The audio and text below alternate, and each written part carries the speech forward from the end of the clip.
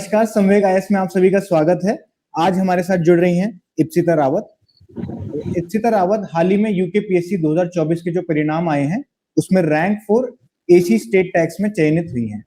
Ma'am, आपका बहुत बहुत स्वागत है संवेग आईएएस के इस प्लेटफॉर्म पर। और मैम, आपको कैसा फील हो रहा है, मतलब ये जो आपने सक्सेस पाई है इस एग्जाम के परिणाम में, तो आपको कैसा फील हो रहा है? Firstly thank you so much for welcoming me on this platform. इसके माध्यम से अगर मैं जो भी अपने विचार है मैं उसको रखना चाहूँगी। अभी तो I am just feeling okay, अच्छा लग रहा है कि ठीक है, इतना परिश्रम के बाद, इतना लॉन्ग टाइम के स्ट्रगल के बाद I have reach somewhere good. तो अभी तो जस्ट प्रोसेसिंग में है फीलिंग, अभी धीरे धीरे एहसास होगा क्या हुआ है। मैम, मेरा क्वेश्चन आपसे ये है कि आप हमें अपने बैकग्राउंड के बारे में बताइए कि इप्सिता रावत कौन है, कहाँ से बिलोंग करती हैं, क्या उनका मतलब सफर रहा है, और बेसिक मेनली मतलब जो मैं आपसे पूछना चाहता हूँ कि आपका क्या मोटिवेशन था कि आप सिविल सर्विसेज को मतलब परस्यू करें? बैकग्राउंड मेरा कुछ इस तरीके का है। मैं बेसिकली चमोली डिस्ट्रिक्ट से बिलोंग करती हूँ। मेरी जो अपब्रिंगिंग है वो ज़्यादातर दिल्ली में हुई है, पर मेरी स्टडीज भी जो है दिल्ली में हुई है। और मैं ग्रेजुएशन मैंने सोशियोलॉजी एंड इकोनॉमिक्स में किया है, एंड फिर मैंने पोस्ट ग्रेजुएशन परस्यू किया था इन पॉलिटिकल साइंस, जो कि मैंने 2023 में कंप्लीट किया था। एंड साइड बाय साइड अपने मास्टर्स में ही मैंने प्रिपरेशन शुरू कर दी थी, जिसके साथ साथ मैंने अपना फर्स्ट अटेम्प्ट यूकेपीसीएस में लिखा था, जो कि 2022 में हमने प्रीलिम्स दिया था। एंड उसके बाद 2024 से मैं यहाँ पे एम्प्लॉयड हूँ थ्रू यूकेपीसीएस ओनली। जिला सत्य कल्याण अधिकारी हरिद्वार के पद पे मैं भी कार्यरत हूँ। और उसके बाद से फिर मैं ये सेकंड अटेम्प्ट दिया है, एंड बाकी तो सिविल सर्विसेज का मैं मतलब यूपीएससी की भी तैयारी कर ही रही थी। Coming to your second question, biggest motivation definitely my father, he is the wind beneath my wings. मैं हमेशा ये कहती हूँ। तो फैमिली इज फर्स्ट। मेरे पापा एंड माय सिस्टर मतलब biggest supporter. I don't think so मैं यहाँ स्टैंड भी कर पाती हूँ कि मैं ना।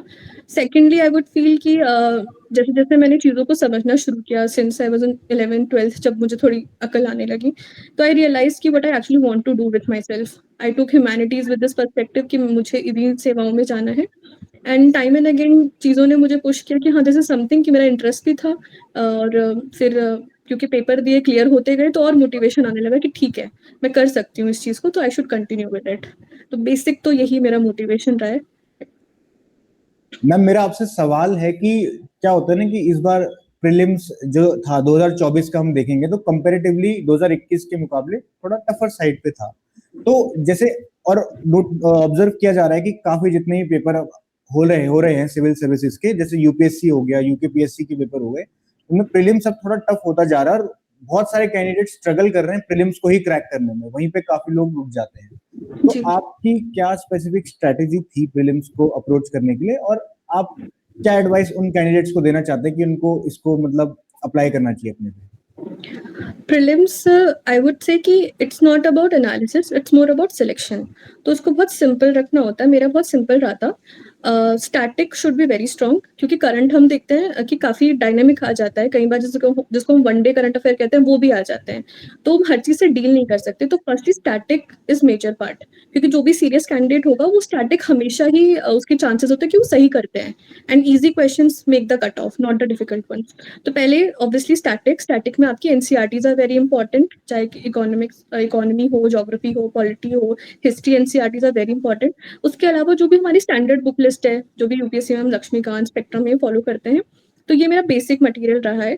करंट अफेयर्स के लिए क्योंकि मैं सिविल सर्विसेज की तैयारी यूपीएससी के लिए कर रही थी, तो मैं विजन का मंथली मैगजीन पढ़ती थी।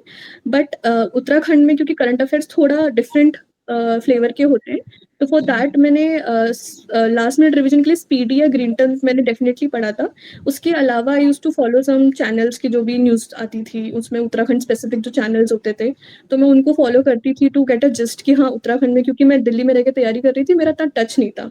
तो firstly your static should be strong, secondly your current should be strong, specially Uttarakhand में, क्योंकि अब 1/3 क्वेश्चन उत्तराखंड स्पेसिफिक होते हैं। तो उसके लिए मेरा सिंपल स्ट्रैटेजी था, पिक वन बुक, कोई भी आप एक बुक ले लीजिए, परीक्षा वाणी और विंसर, जो भी आपको समझ में आती है अच्छे से, एंड उसको कवर टू कवर पढ़िए। उसका मुझे नहीं लगता कि कोई भी, दोनों बार मैंने प्रीलिम्स अच्छे मार्क्स से क्वालिफाई किया, and this is the reason. Revision बहुत ज़्यादा किया, मटेरियल बहुत कम रखा। एंड उसके अलावा मुझे लगता है जो थर्ड, जो काफ़ी इंपॉर्टेंट चीज़ है, दैट इज पीवाईक्यूज। क्योंकि जो मेरा सेकंड अटेम्प्ट ये वाला रहा है, तो मेरा लास्ट इंटरव्यू और मेरे इस प्रीलिम्स के बीच में मुझे तो 10 दिन का गैप मिला था टू अपीयर। तो विद इन 10 डेज जो मैंने डिफरेंट किया जिससे मैं वापस सिलेक्शन ले पाई, वो पीवाईक्यूज थे। तो उत्तराखंड पीसीएस की वेबसाइट पे जाके जितने भी रेलिवेंट एग्जाम्स है, चाहे वो लोअर पीसीएस हो, अपर पीसीएस हो, कोई भी डिफरेंट एआरओ आरओ के एग्जाम्स हो, आप उनके पीवाईक्यूज को करिए, you will form a very good question bank. उसके बाहर मुझे नहीं लगता कि जाएगा। और इसके अलावा second, CSAT should not be ignored, क्योंकि मैं सिविल सर्विसेज की तैयारी कर रही थी तो मेरा सीसैट वहां से काफी प्रिपेयर हो गया था। बट यहाँ पे भी क्वेश्चंस, क्योंकि हिंदी के क्वेश्चंस आते हैं, 20 लैंग्वेज के क्वेश्चंस आते हैं यहाँ पे, तो उनको ध्यान में रखते हुए practice should be there, practice करती रहनी चाहिए, बस सिंपल था। मैम आपने बहुत अच्छी मतलब इलेबरेट तरीके से अपनी प्रीलिम्स की स्ट्रेटेजी बताई। इसमें ही आप थोड़ा सा मतलब इसी तरीके से अगर आप मेंस की स्ट्रेटेजी अपनी बता सकें कि मेंस में कैंडिडेट्स को कैसे अप्रोच करना चाहिए, क्या आंसर राइटिंग की उनकी स्ट्रेटेजी रहनी चाहिए, और मेनली क्या होता है कि उत्तराखंड का जो मटेरियल है उसकी थोड़ी मतलब हम देखते हैं कि कमी पाई जाती है उत्तराखंड में, मतलब जो उत्तराखंड के मटेरियल के लिए प्रिपेयर करना होता है जीएस पेपर 5 और 6 के लिए, तो उसके लिए आपका क्या अप्रोच रहा था उसके बारे में थोड़ा सा। सोर्सेज सेम रहेंगे, सोर्सेज मुझे नहीं लगता बहुत ज्यादा हम चेंज कर पाते हैं, तो वही स्टैटिक एनसीईआरटीज, कोई भी एक book for Uttarakhand current affairs के लिए जो है। PYQs again very very important, जो चीज शायद मेरे दोनों अटेम्प्ट में मेरे लिए कारगर साबित हुई, दैट वाज पीवाईक्यूज। मैंने और एंड सिलेबस का एक एक पॉइंट पे I made notes, that I made sure कि सिलेबस के एक एक पॉइंट पे आई हैड सम कंटेंट, कि हाँ मेरे पास कुछ ना कुछ होना चाहिए, कि अगर मुझे पूरी तरह भी मैं इसको डील ना कर पाऊँ, बट मेरे को कुछ तो नॉलेज उसका होना चाहिए। तो पीवाईक्यूज, योर जो सब रिसोर्सेज हमने प्री में फॉलो किए उसको थोड़ा एक्सटेंसिवली पढ़ के, एंड योर सिलेबस। इसके अलावा particular in terms of answer writing, a lot of practice, क्योंकि उत्तराखंड में 2024 और 21 वाले जो पेपर्स थे उनमें जो मुझे पर्टिकुलरली लगा, 2021 में पेपर मेरे लिए इन माई केस कंप्लीट करना वॉज ईजियर। इस टाइम पे मुझे भी लगा कि मुझे भी टाइम लगा, but the only good thing that work for me कि मैंने पेपर सारे कंप्लीट किए, और वो सिर्फ आंसर राइटिंग की वजह से हो पाया। इन टर्म स्पेशली अगर हम आंसर राइटिंग की बात करें तो मैं बहुत सिंपल स्ट्रैटेजी, मेरा इंट्रो बॉडी कंक्लूजन ही रहता है। Intro should be very simple and crisp, अगर आपको कोई डेटा पता है तो आप वो डालिए, नहीं तो सिंपल डेफिनेशन से उसको कर दीजिए, अच्छा इंट्रो वही कहलाया जाता है। उसके बाद बॉडी में 3-4 चीजें मैं फॉलो करती थी। पहला कि I always use to write point format में, एंड सब हेडिंग्स अगर उसमें मैं क्रिएट कर सकूँ, क्वेश्चन के 2 पार्ट्स हैं, और अगर कंपैरिजन है तो आप ऑब्वियसली टेबुलर फॉर्मेट में करेंगे। अगर आपको लग रहा है कि मल्टीपल पार्ट्स हैं, आपको डिफरेंट डिफरेंट सोशल पॉलिटिकल इस तरह के करने हैं, तो आप फ्लो चार्ट्स बना सकते हैं, जिससे मतलब जो लॉन्गर क्वेश्चंस हैं उनको आप कैसे एग्जामिनर के लिए इंटरेस्टिंग बना सकते हैं। तो इसके लिए प्रैक्टिस बहुत जरूरी है, बिकॉज एग्जामिनर जो एक टाइम बाद बोर हो जाता है, ही नीड सम सॉर्ट ऑफ कि आपको दिखना चाहिए आपका क्या है। तो presentation was very important, timely paper complete करना ऑल्सो वेरी इंपॉर्टेंट। उत्तराखंड में तो मुझे लगता है कि अगर आप पेपर कंप्लीट नहीं कर पा रहे हो तो वो थोड़ा सा एक हर्डल क्रिएट होता है। उसके अलावा फ्लो ऑफ आंसर को थोड़ा सा मेंटेन करना जरूरी है यहाँ पे। तो ये 3-4 चीजें थी जो मैंने दिमाग में रखी, अटेम्प्ट में वर्कड फॉर मी। मैम जैसे अभी लोअर पीसीएस का इंटरव्यू आने वाला है, और आपने जैसे अपर में इंटरव्यू दिया था, आपका इंटरव्यू बहुत अच्छा गया होगा तभी आज आप इस मुकाम पर खड़े हैं। तो लोअर पीसीएस के लिए जो अभ्यर्थी हैं जो इंटरव्यू की तैयारी कर रहे हैं उनके लिए आपकी क्या एडवाइस होगी? उनके लिए फर्स्ट एंड फॉरमोस्ट मेरी एडवाइस है कि please be very honest, be very very honest, do not try to challenge the board, क्योंकि वो काफी एक्सपीरियंस्ड लोग हैं। आप उनके सामने, you just go as an aspirant, आप जाइए कि आप सीखने आए, आप समझने आए हैं, और ऑनेस्ट रहिए, even if you know something और यू डोंट नो समथिंग। मेरा जो फर्स्ट इंटरव्यू था वो राणा सर के बोर्ड में था, I got 125 in that attempt, और ऐसा नहीं था कि सारे क्वेश्चन मुझे आते थे। फर्स्ट जो मेंबर ने क्वेश्चन पूछे थे मुझसे नहीं हैंडल हुए थे, आई सेड सिंपली सॉरी कि मुझे सॉरी सर मुझे नहीं आता। तो firstly B very honest with what you know what you don't know, because वो भी समझते हैं कि आप अभी एक स्टार्टिंग फेज में हैं। सेकेंडली आपका प्रेजेंटेशन ऑब्वियसली अच्छा होना चाहिए। जैसे मुझे फास्ट बात करने की आदत थी तो मैंने उस पर थोड़ा काम किया। जितना हो सके आप मॉक्स दीजिए, it gives you some confidence, आपको फेस करने की आदत हो जाती है। और उसके अलावा मुझे लगता है कि जो भी हम देखते हैं कई बार चीजें कि बहुत ग्रिल कर रहे हैं कुछ भी, उन सब से नहीं डरना चाहिए। अगर बोर्ड ग्रिल कर रहा होता है तो बेसिकली वो आपका प्रेशर टेस्ट कर रहे होते हैं, तो उसको आपको पॉजिटिवली लेना चाहिए कि ठीक है, अगर मैं इसको प्रेशर को क्लियर कर जाऊं तो मेरे को अच्छे मार्क्स मिल सकते हैं। तो ये मेरी कुछ एडवाइस रहेगी। And lastly I would say अपने बैकग्राउंड पे प्लीज काम करिएगा, चाहे आप थोड़ा बहुत करंट अफेयर्स मिस कर जाए कोई बात नहीं, 1.5-2 महीने का भी पढ़ के चलेंगे ठीक है, बट जो भी आपका बैकग्राउंड है, चाहे आप जॉब में है, चाहे एजुकेशन है, उसमें आप वीक नहीं लगने चाहिए। तो ये चीज़ों पे फोकस होना चाहिए इंटरव्यू के लिए।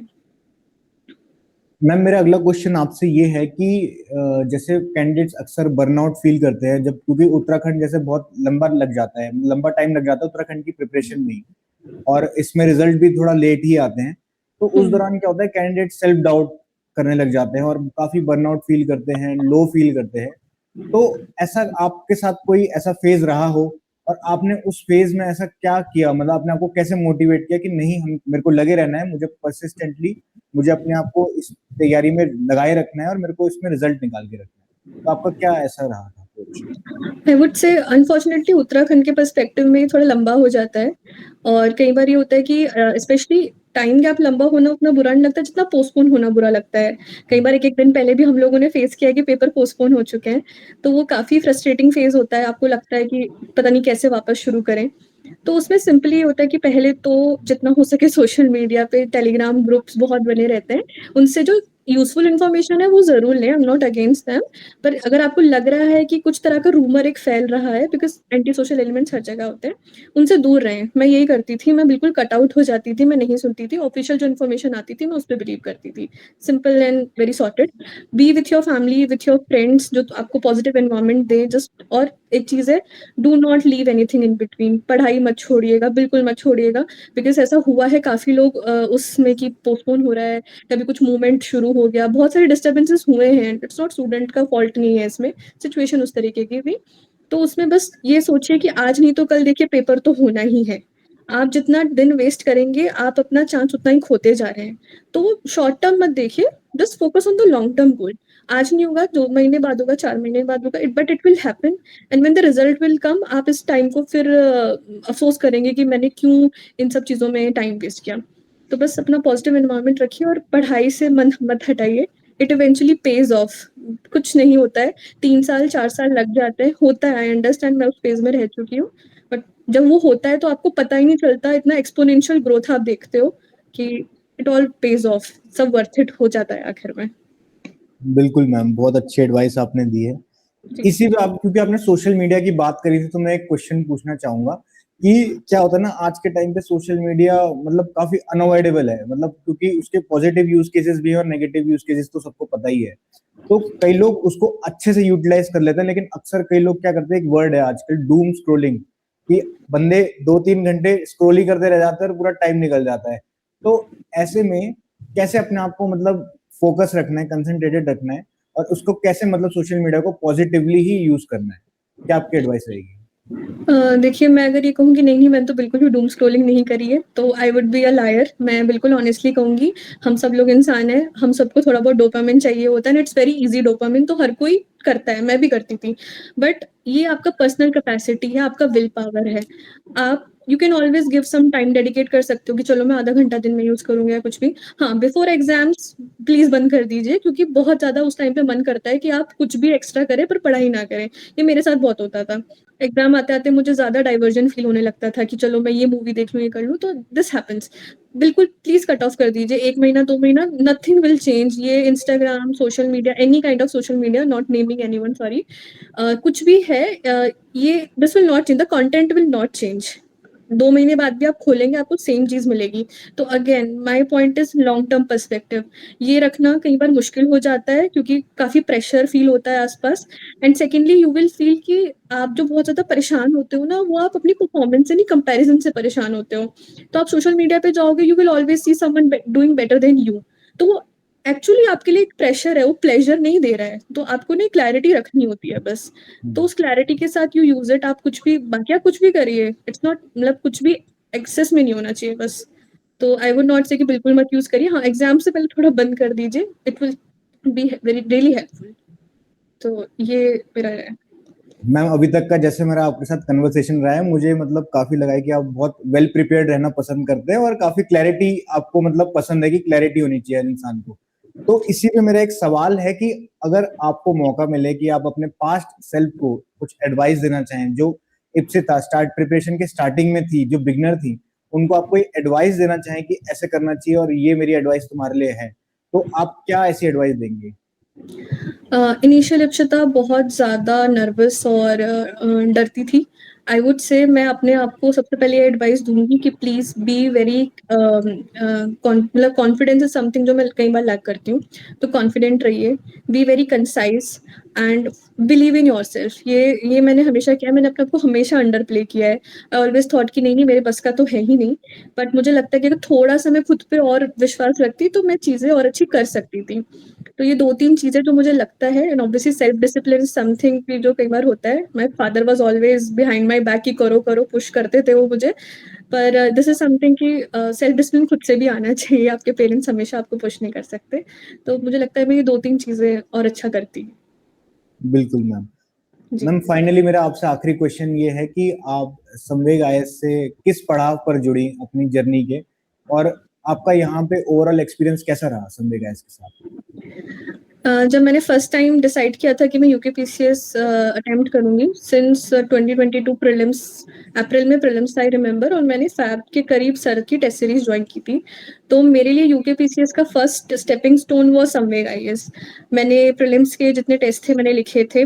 मैंने उसके बाद मेरा प्रीलिम्स क्लियर हुआ था। मैंने फिर मेंस की टेस्ट सीरीज़ सर के यहाँ लिखी थी, और मेंस क्योंकि एक्सटेंड भी होता रहा तो सर ने भी उसमें फिर काफ़ी सपोर्ट प्रोवाइड किया कि उन्होंने टेस्ट एक्सटेंड किए थे। द गुड थिंग वाज़ क्योंकि मैं उत्तराखंड के पैटर्न के लिए एकदम नई थी, तो I got a mentor in Mishra sir कि उन्होंने मुझे पूरा समझाया, मुझे फीडबैक्स काफ़ी दी and he was always available on call. तो मैं देहरादून नहीं आ सकती थी, तो मैं फ़ोन पे ही उनसे कॉन्टैक्ट में रही जब भी मुझे कोई डाउट लगा या मुझे लगा कि मेरे मार्क्स यहाँ पे कैसे आने चाहिए, क्यों नहीं आ रहे हैं। मैं फर्स्ट टाइम मिश्रा सर को अपने मॉक इंटरव्यू के लिए मिली जब मैं फाइनल स्टेज पे आ गई थी, और इस बार भी मैंने मॉक इंटरव्यू दिया था सर के पैनल में। In both of the mock interview sir ने मुझे काफ़ी कंफर्टेबली मतलब फील करवाया कि हाँ मेरे मिस्टेक्स क्या हो सकते हैं, क्या नहीं हो सकते हैं, मेरा स्ट्रेंथ क्या है। और मुझे लगता है कि it was a stepping stone for me. मतलब मैं कई बार सोचती भी हूँ कि मैं शायद इससे बेटर स्टार्ट नहीं कर सकती थी। It was a very genuine effort from sir's side. I'm still very grateful. So it feels honorable today कि सर ने मुझे कॉल किया यहाँ पे, and I could share my experience. Thank you so much ma'am, आप आज हमारे साथ जुड़ी और आपने हमें समय दिया, और संवेग आईएएस के इस प्लेटफॉर्म के माध्यम से आपने उन सभी एस्पिरेंट्स को गाइडेंस प्रोवाइड करी जिसकी उनको बहुत जरूरत होगी, और आपको आपके फ्यूचर के लिए मेरी तरफ से बहुत बहुत शुभकामनाएं। Thank you so much. Thank you so much ma'am, thank you.